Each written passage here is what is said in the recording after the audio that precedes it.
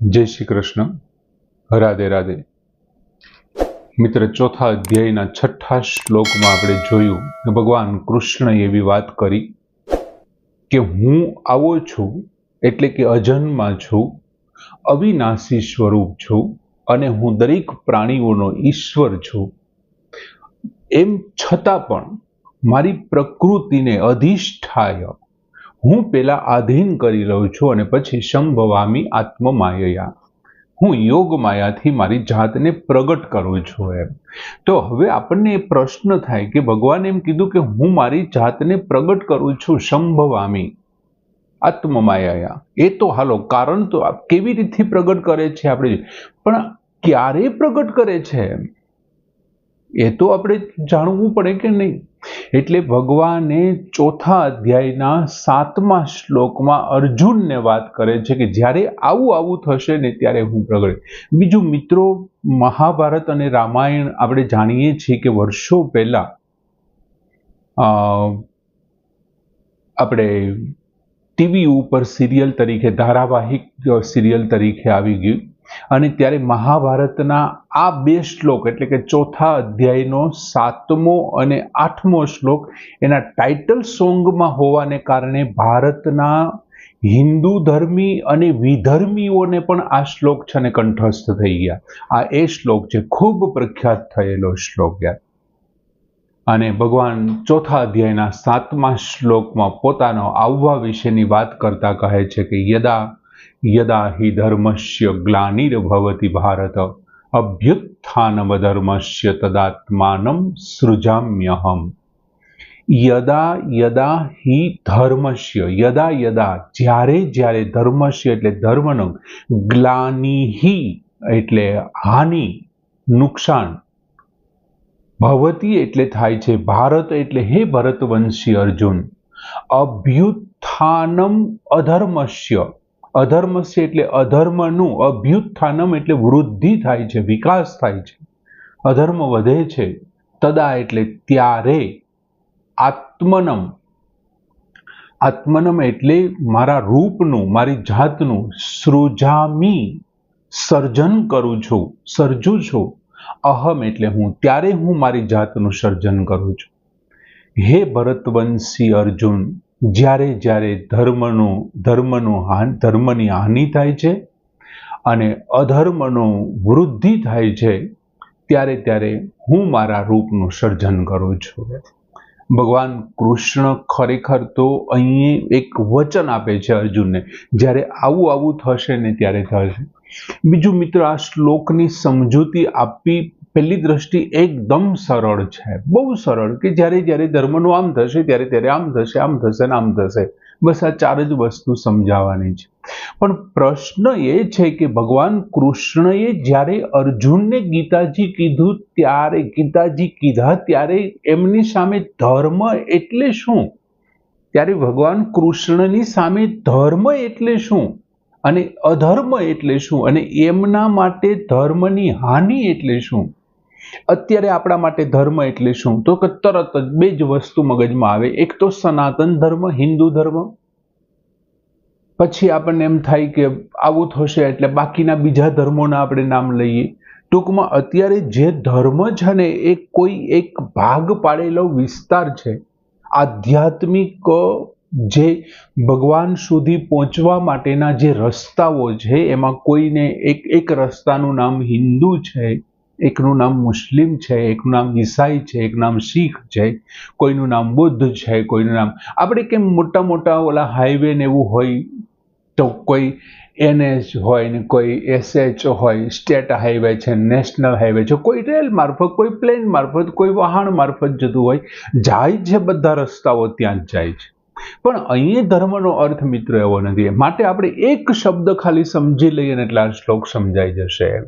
હવે જો યદા યદા હિ ધર્મસ્ય ગ્લાનિર્ભવતિ ભારત, ભારત એટલે ભારતમાં નહીં, હે ભરતવંશી અર્જુન, જ્યારે જ્યારે ધર્મનું નુકસાન થશે, ધર્મની હાનિ થશે. હવે ધર્મ એટલે મૂળ ધાતુ છે ને ધ્રુવ ઉપરથી બન્યું છે અને ધ્રુવનો અર્થ થાય સંસ્કૃતમાં ધારણ કરવું, ટકાવવું. ધ્રુવ એટલે ધારણ કરવું, ટકાવવું. ધર્મ છે ને એ તમને ધારણ કરે છે અથવા તમને ટકાવી રાખે છે. ધર્મ રક્ષતિ રક્ષિત, આવો એક શબ્દ તમે વાંચ્યો હશે. ધર્મ રક્ષતિ રક્ષિત. ધર્મનો અર્થ છે ટકાવવું, ધારણ કરવું. બીજું, ઋગ્વેદની અંદર ધર્મ વિશેની વાત જોઈએ ને, આપણે એમનો સંદર્ભ નથી આપતા કેમ કે આમાં થોડો વધારે સમય જતો રહેશે, એટલે સંદર્ભમાં નથી આપતા. પણ ઋગ્વેદમાં એમ કીધું પ્રથમા ધર્મા, એટલે એનો અર્થ થાય આદિવિધિ અથવા તો ધાર્મિક આદેશ એટલે ધર્મ. ઋગ્વેદમાં 5-6 જગ્યાએ ધર્મની વ્યાખ્યાઓ આપી છે. બીજું મિત્રો, છાંદોગ્ય ઉપનિષદ છે ને એ ધર્મ વિશે વધારે પ્રકાશ પાડતા હોય તેવું લાગે છે. છાંદોગ્ય ઉપનિષદમાં એવું કીધું છે કે ત્રયો ધર્મ સ્કંદામ યજ્ઞ અધ્યયનમ દાનમ ઇતિ, પછી મોટા બધી આવે છે, પણ ત્રયઃ સ્કંદામ, 3 સ્કંદ છે. એક છે યજ્ઞ, બીજું અધ્યયન છે અને ત્રીજું દાન છે, દાનમિતિ, એવી વાત કરે છે. હવે આ સંપૂર્ણ પ્રમાણે કોને જાય છે? યજ્ઞ કરવો, બ્રહ્મચર્ય વ્રત છે. પછી અધ્યયન કરવું એટલે બ્રહ્મચર્ય, યજ્ઞ ગૃહસ્થીઓ માટે અથવા સંન્યાસીઓ માટે આવ્યો છે, અને દાન છે પણ ગૃહસ્થીઓ માટે. એક ખરેખર સંપૂર્ણપણે આશ્રમ ધર્મ તરફ લઈ જાય છે. આશ્રમના કર્તવ્યના અર્થમાં આ અર્થ ધર્મનો પ્રયોજાયો હોય ને એવું છાંદોગ્ય ઉપનિષદ કહે છે. અને એમનાથીને વધારે આગળ જતા તૈત્તરીય ઉપનિષદના પાઠની અંદર બહુ સરસ મજાનું તૈત્તિરીય ઉપનિષદમાં ઋષિ મુનિ જ્યારે શિષ્યોનું શિક્ષણ કાર્ય પૂરું થાય છે ને ત્યારે શું કહેવાય છે એનું દીક્ષાંત મહોત્સવનું આયોજન કરે છે આશ્રમમાં. અને એ દીક્ષાંત મહોત્સવ વખતે તેના આશ્રમના વડા ઋષિ છે ને એ વાત કરે છે કે વેદમ અનુચ્ય આચાર્ય અંતે વાસીનમ અનુશાસતી. અને પછી શું કહે છે કે ધર્મમ ચર, જો સત્યમ વદ ધર્મમ ચર. પહેલા તો એવું કહે છે માતૃદેવો ભવ, પિતૃદેવો ભવ, આચાર્ય દેવો ભવ, અતિથિ દેવો ભવ. પછી તરત જ વાત કરે છે કે સત્યમ વદ ધર્મમ ચર, ધર્મનું આચરણ કર.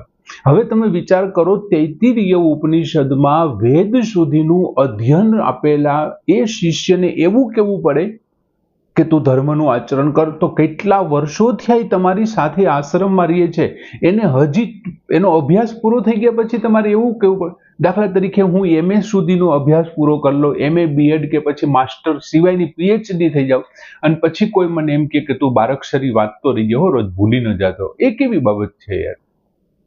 વાંચવાનું ભૂલાઈ ન જાય એ કેવી બાબત છે? આ તો એમના જેવું થયું. પણ નહીં, ધર્મમ ચર એટલે તારો જે સ્વધર્મ છે, તું અહીંયા વિદ્વાન બની ગયો છે. બીજું એવું તો નથી કે એક જ જાતનો વ્યક્તિ હતો. મિત્રો, જો ઘણા લોકો આરોપ લગાવે છે આપણા શાસ્ત્રો ઉપર કે આમ નહોતું, એકલવ્ય ભણવા ગયો કે નહીં, એમને ભણવાની ઈચ્છા, એ વાત 100% સાચી છે કે એકલવ્યને દ્રોણાચાર્યએ ન ભણાવ્યો. દ્રોણાચાર્ય એવું કીધું કે હું રાજાના સંતાનોને ભણાવું છું, બરોબર? દ્રોણાચાર્ય જ્ઞાતિ વિશે વાત નથી કરી. તું રાજાનો સંતાન છે.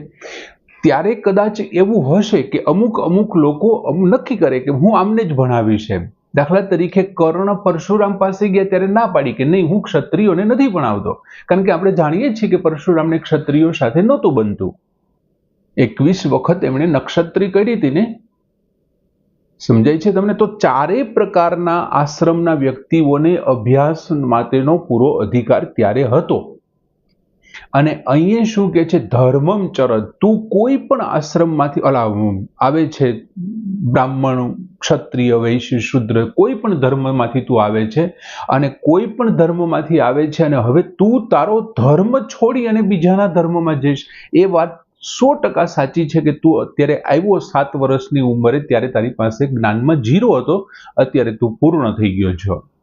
હવે જો તું તારા આશ્રમનું પાલન ન કરે તો શું થાય? બધા લોકો આવું કરે તો શું થાય? ભણી ગણીને કોઈ આશ્રમનું પાલન ન કરે, જેમ અત્યારે થઈ રહ્યું છે. સમજાય છે? ઋષિઓને ત્યારે ખબર હતી. કે આ ધર્મનો હ્રાસ થશે, એટલે ભણવાનું પૂરું થાય ને ત્યારે તરત જ ઋષિ એમ કીધું ધર્મમ ચર. એટલે 100% આ શ્લોકમાં આપેલો ધર્મ શબ્દ છે એ કેના અર્થમાં છે? આશ્રમનો સ્વધર્મના અર્થમાં છે મિત્રો. હવે જો એવો અર્થ લઈએ પછી આ શ્લોક સમજવા બેસે કે યદા યદા હિ ધર્મસ્ય ગ્લાનિ ભવતિ, દરેક વ્યક્તિ પોતાનો સ્વધર્મ ભૂલી જાય, દરેક વ્યક્તિ પોતાનો સ્વધર્મ ભૂલી જાય. હવે જો મહાભારતની અંદર છે ને ધર્મની વ્યાખ્યા એવી આપેલી છે કે ધારણાત ધર્મ ઇતિ આહુ ધર્મ ધાર્યતિ પ્રજા. જો આ વ્યાખ્યા છે ને એ પણ આમની જ નજીક જાય છે, મહાભારતની વ્યાખ્યા પણ. ધારણાત ધર્મ, જે ધારણ કરે છે, ધારણ કરવામાંથી થાય છે તેને ધર્મ કહે છે. અને ધર્મ ધાર્યતિ પ્રજા, ધર્મ પ્રજાને ધારણ કરે છે. હવે ગીતાજીમાં તો આપણે હમણાં જ શીખી ગયા, ભગવાને પોતે સ્વમુખે અર્જુનને કીધું કે ગુણ વગરનો હોય, ગુણની કમી વાળો હોય, સ્વધર્મે નિધનમ શ્રેય વિગુણ પરધર્મો ભયાવહ. કદાચ ગુણની કમી વાળો હોય ને તોય સ્વધર્મ છે એ કલ્યાણકારી છે, અને પારકો ગમે તેવો ધર્મ હોય ભયપ્રદ છે. હવે મિત્રો, સ્વધર્મે નિધનમ ગીતાજીમાં ભગવાન કૃષ્ણએ જ વાત કરી દીધી 3જા અધ્યાયમાં, તો પછી આપણે નોખી નોખી જગ્યાએ ઉપનિષદોમાં અને વેદોમાં ગોતવા જવાની જરૂર નથી. પણ કોઈ દ્રઢતાથી આ વાત ખનન કરીને અને પછી એમાં પાણા પૂરવાની વાત છે કે જેથી કરીને હલે નહીં. હવે મિત્રો, આમાં થાય છે શું કે સ્વધર્મના પાલન ન થાય તો અધર્મને ધર્મને કેવી રીતે હાનિ થશે? તો કે આપણે જાણીએ છીએ કે ભાઈ બ્રાહ્મણ છે પોતાના બ્રહ્મ વેતા તરીકેનું કામ છોડી દે, ક્ષત્રિય એ છોડી દે. હવે જ્યારે સારા માણસો છે, મહાન વ્યક્તિઓ છે, બહુ સારા વ્યક્તિઓ છે, એમને નુકસાન જવા માંડે, પાપી લોકો એમના ઉપર ત્રાસ ફેલાવવા માંડે, ત્યારે અધર્મ ચાલુ થાય છે. હવે થાય છે શું કે સ્વધર્મ છોડી દે બધા. ધર્મસ્ય ગ્લાનિ ભવતિ, ધર્મની ગ્લાનિ એટલે હાનિ થાય, નુકસાન. હવે ધર્મની એટલે શું? તો કે સ્વધર્મની. હું મારા પુત્ર તરીકેનું ધર્મ છોડી દઉં, એમાં નુકસાન થાય, પુત્ર તરીકેનું ફરજ ન બજાવું તો મારા માતા પિતાને દુઃખ થશે, પતિ તરીકેની ફરજ ન બજાવું મારા પત્નીને દુઃખ થશે, એ પણ દુઃખી થશે, પિતા તરીકેની ફરજ તો મારા સંતાનો દુઃખી, પડોશી તરીકેની ફરજ તો એ થશે, મિત્ર તરીકે તો મિત્રો. આમ બધા લોકો આવું કરવા માંડે તો બધા લોકો દુઃખી થશે ને. એ જ પ્રમાણે બ્રાહ્મણ છે, ક્ષત્રિય છે, ક્ષત્રિયોનું કામ છે રક્ષણ કરવાનું, એને બદલે રક્ષણ કરવાને બદલે માની લો કે ભક્ષણ કરવાનું ચાલુ કરે, એમની પાસે તો શસ્ત્રો છે. એમનું કામ છે દાન કરવાનું, એ શસ્ત્રોથી દાન કરવાને બદલે લૂંટ કરવાનું ચાલુ કરે તો શું થાય? એટલે ભગવાન કહે છે કે જો સ્વધર્મનું પાલન નહીં થાય અને ધર્મ આ પ્રમાણે નુકસાન પામશે. કયો નુકસાન પામશે ધર્મ? તો કે દરેક વ્યક્તિનો જે સ્થળ, જે કાળ, જે આશ્રમ અને જે કંઈ વર્ણ છે એ પ્રમાણેનો ધર્મ જ્યારે નુકસાન પામશે ને, જ્યારે આવું થશે ને, ત્યારે આપોઆપ શું થશે? અધર્મ વધી જશે. હું પુત્ર તરીકે કામ ન આવ્યો, હું શિક્ષક છું, મેં ભણાવ્યું નહીં હરખું, તો એ વિદ્યાર્થીઓ શું કરશે? એ સમયમાં ન કરવાનું, વિદ્યાર્થીના ધર્મને છોડી અને જે બીજી પ્રવૃત્તિ છે ને એમાં લાગશે, અને બીજી પ્રવૃત્તિ છે ને એ અધર્મ છે. એટલે ભગવાન કહે છે કે ધર્મનું નુકસાન થશે ને એટલે અધર્મ છે આપોઆપ શું થશે? ફેલાશે. અને જ્યારે આખા સમાજમાં આવું થશે તદાત્માનમ, ત્યારે હું મારી પોતાનું રૂપ સૃજામ્યમ પ્રગટ કરું છું. અહમ એટલે હું, ત્યારે હું મારું રૂપ પ્રગટ કરું છું. બીજું, કર્મમાં જ્યારે સકામ ભાવ આવે મિત્ર. બીજું આપણે જાણીએ છીએ કે 4 યુગ છે. પહેલો સતયુગ છે, બીજો ત્રેતા, ત્રીજો દ્વાપર છે, ચોથો કળિયુગ છે. 4 યુગમાં છે ને ધર્મ ધીમે ધીમે હ્રાસ થતો ગયો. સતયુગમાં ધર્મના 4 સ્તંભ હતા, ત્રેતામાં 3 થયા, દ્વાપરમાં 2 થયા અને કળિયુગ 1 સ્તંભ ઉપર ઉભો છે ધર્મ. કળિયુગમાં ધર્મ 1 સ્તંભ ઉપર ઉભો છે. સતયુગમાં જે 4 હતા ત્યાં કળિયુગ અત્યારે 1માં ઉભો છે. હવે જ્યારે કર્મોમાં સકામ ભાવ આવે, કોઈ પણ કર્મ તમે કામનાઓથી કરો છો ને, ત્યારે એમાં શું થાય છે?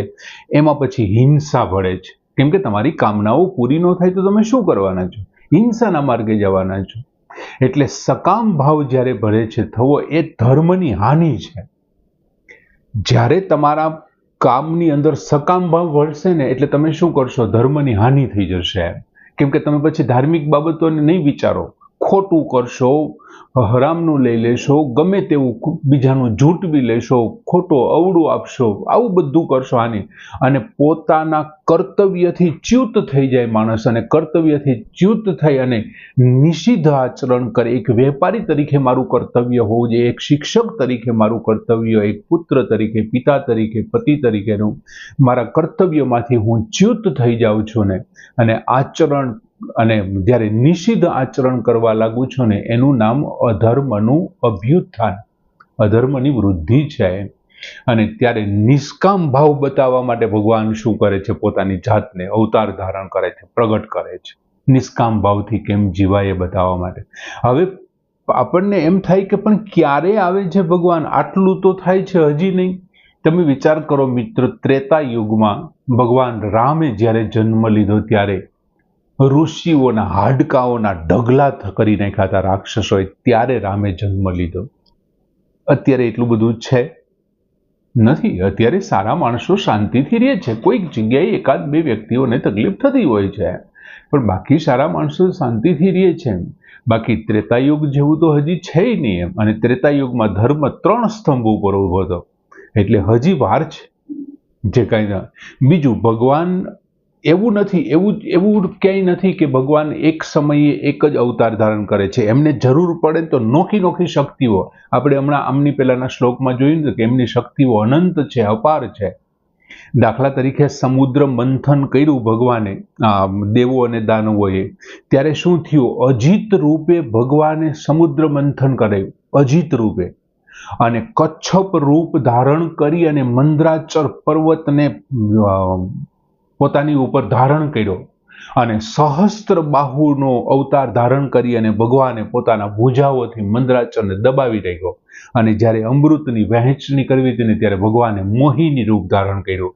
આમ એક જ સમયે 4 રૂપ ભગવાન અવતાર ધારણ કરી લે, એમનું કંઈ નક્કી નહીં. એમ જ્યારે જેટલી જરૂર પડે ત્યારે. એટલે ભગવાન અવતાર ધારણ કરે ને એ પેલા શું કરે છે, સંતોને મોકલે છે. અને સંતો આવી અને એક સાધક તરીકેની એ નિષ્કામ ભાવે પ્રવૃત્તિ કરે છે અને સમાજમાં નિષ્કામ ભાવ ફેલાવે છે. જો એમનાથી એ કામ પાર ન પડે ને તો પછી ભગવાન છે અવતાર ધારણ કરે છે. તદાત્માનમ સૃજામ્યહમ, ત્યારે હું મારી જાતનું સર્જન કરું છું. એટલે સરસ મજાનો શ્લોક છે. માત્ર આપણે જે ધર્મ કહીએ છીએ એમના આધારે નથી, પણ એક જુદી વિશિષ્ટ બાબત અહીં રજૂ કરી છે કે યદા યદા હિ ધર્મસ્ય ગ્લાનિર્ભવતુ ભારત અભ્યુત્થાનમ અધર્મસ્ય તદાત્માનમ સૃજામ્ય. શ્લોક અહીં પૂર્ણ કરી. જય શ્રી